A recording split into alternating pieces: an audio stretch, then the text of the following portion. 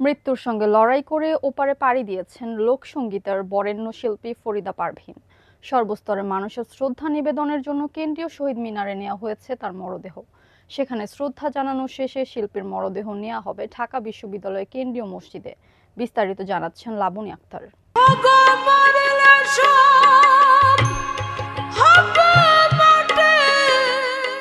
সর্বস্তরের মানুষের শ্রদ্ধা নিবেদনের জন্য কেন্দ্রীয় শহীদ মিনারে নেওয়া হয়েছে লোকসঙ্গীতের বরেণ্য শিল্পী ফরিদা পারভীনের মরদেহ।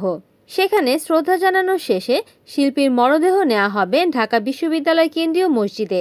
মৃত্যুর সঙ্গে লড়াই করে ওপারে পাড়ি দিয়েছেন লোকসঙ্গীতের বরেণ্য শিল্পী ফরিদা পারভীন। শনিবার 13 সেপ্টেম্বর রাত 10টা 15 তিনি মারা গেছেন। শেষ শ্রদ্ধা জানানোর পর কুষ্টিয়ায় মা বাবার কবরে তাকে দাফন করা হবে। গুণী এই শিল্পীর মৃত্যুতে শোক জানালেন সুপারস্টার সাকিব খান।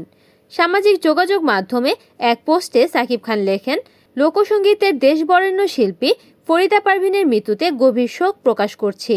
তিনি ছিলেন আমাদের লালন গীতি, নজরুল সঙ্গীত ও দেশাত্মবোধক গানের এক উজ্জ্বল দীপ্তি, যার কণ্ঠে ছিল বাংলার মাটি, মানুষের আত্মা ও সংস্কৃতির স্পন্দন।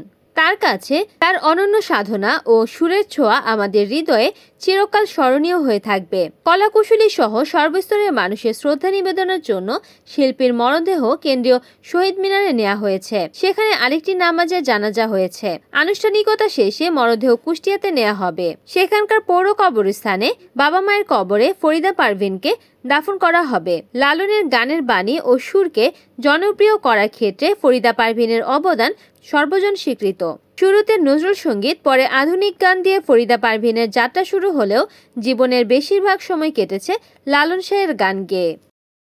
Desk news, Kamruzzaman Kamrul, NN TV।